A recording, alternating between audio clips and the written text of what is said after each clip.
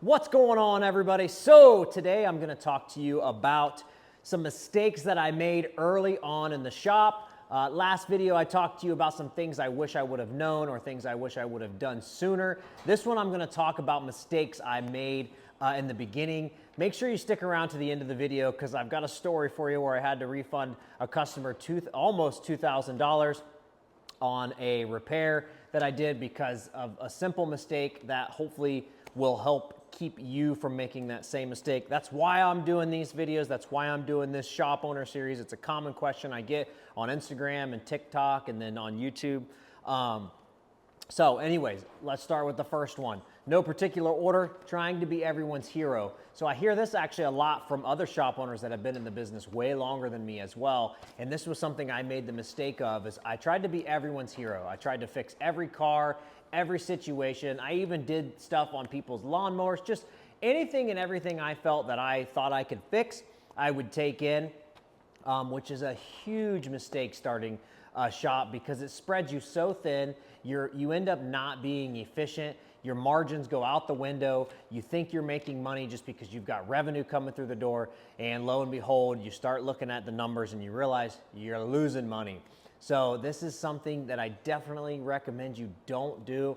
Granted, there are some things that you're gonna go out and stretch yourself on, but stay in your lane. Don't get wild and crazy. If you don't work on Euro cars, don't take on Euro cars. If you don't do diesels, don't take diesels. If you're trying to do everything, then that's gonna be a little different for you. But if you're working on cars, don't work on people's RVs, don't take people's lawnmowers, stuff like that. It's just real easy to get sucked into that. You wanna try to help everybody out because a lot of people don't have connections for this kind of stuff. So who do they go to? Their mechanic, because we can typically fix everything.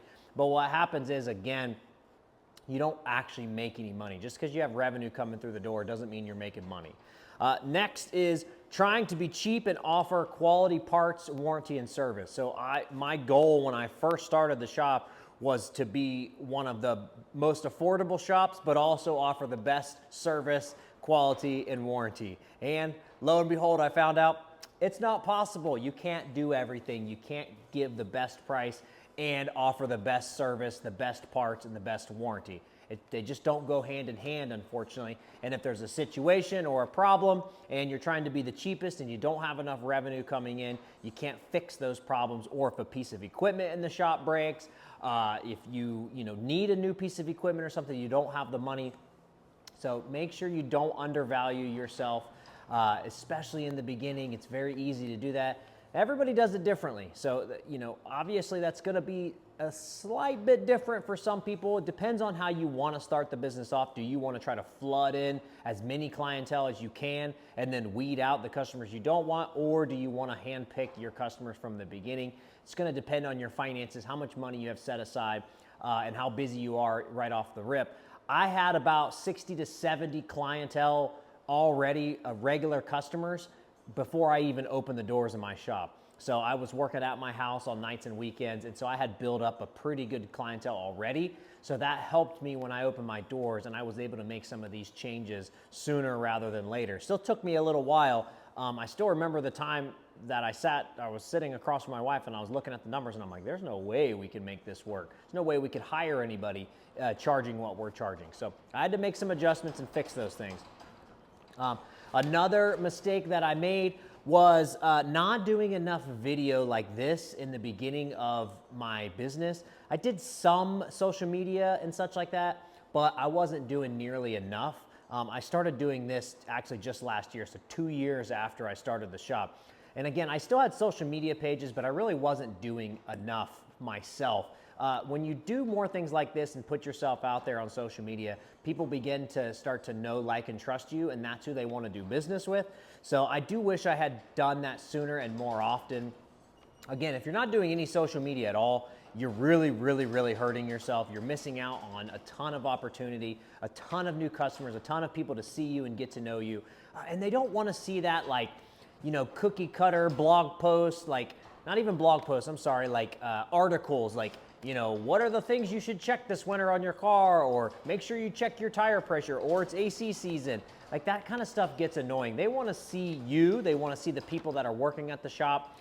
They want to see what's going on. It helps them get familiar with everything behind the scenes of what's going on. So those are just a couple of the mistakes that I made. So I promised you the story in the beginning of the shop. Again, I was trying to be everyone's hero, and I had a client that was referred to me.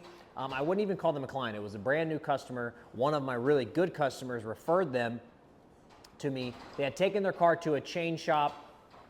Long story short, the chain shop recommended a bunch of stuff.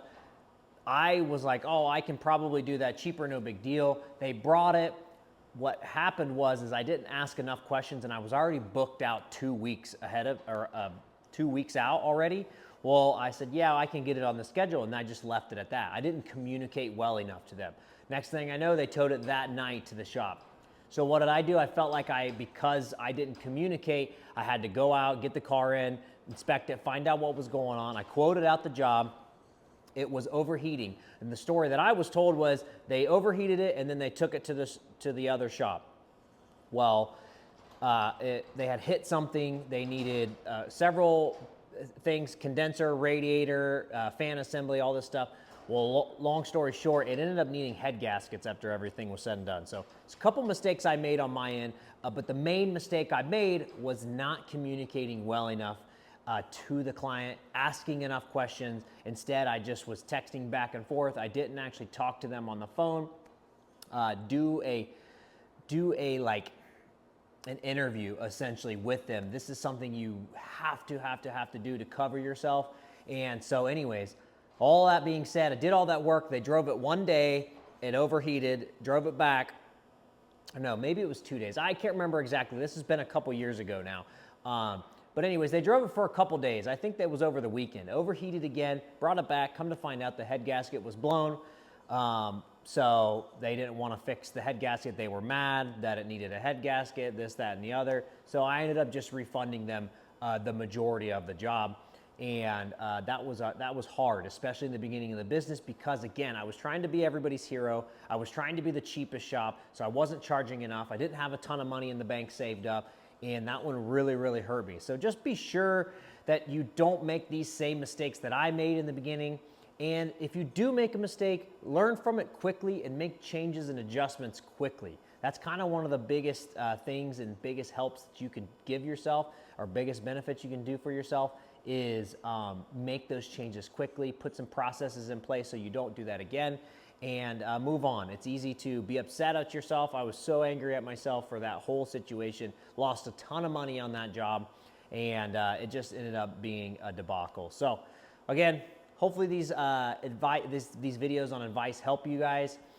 They're kind of more, just laid back. I'm not running off a script or anything. I'm just kind of talking. I like having these conversations. I know I'm talking to the camera, but hopefully you guys are getting something out of it and it helps you. If you're new in the business, if you're getting ready to start a shop, that's my goal for these videos, is to kind of share my experience and my journey to help you out. There's still going to be a lot of stuff you have to do and some research you have to do and things you have to put in place. And every state is going to be different on certain things when I do these videos. But it's just to share my experiences and my mistakes, so that way you can learn from those and not make them yourselves.